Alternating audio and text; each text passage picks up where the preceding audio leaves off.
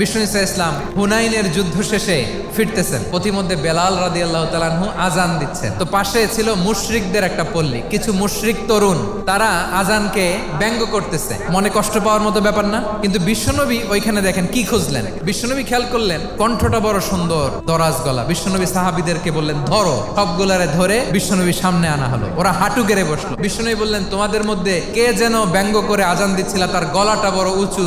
আবু মাহজুরা বলে আমার বন্ধুরা সবাই আমার দিকে আঙ্গুল দেখায়। আবু মাহজুরার মাথায় হাত দিয়ে বললেন এবার আজান দাও দেখি। আবু মাহজুরা বলে আমি তো আজান দিতে জানি না। বিশ্বনবী বললেন তাহলে আসো আমি তোমারে শিখাই দেই। বিশ্বনবী একটা বাক্য পরে, আবু মাহজুরা পরে, বিশ্বনবী পরে, আবু মাহজুরা পরে। আবু মাহজুরা বলে এক একটা বাক্য পড়ি আমার কলিজাটা গলে ঠান্ডা হয়ে যায়। বিশ্বনবীর সাথে দাঁড়িয়ে উনি শাহাদা পড়ে মুসলমান হয়ে গেলেন। বিষ্ণু ইসা ইসলাম বললেন যাও আবু মাহজুরা, আমি তোমাকে পৃথিবীর শ্রেষ্ঠতম মসজিদ মক্কার মসজিদুল হারামের মুয়াজ্জিন হিসেবে অ্যাপয়েন্ট করে দিলাম।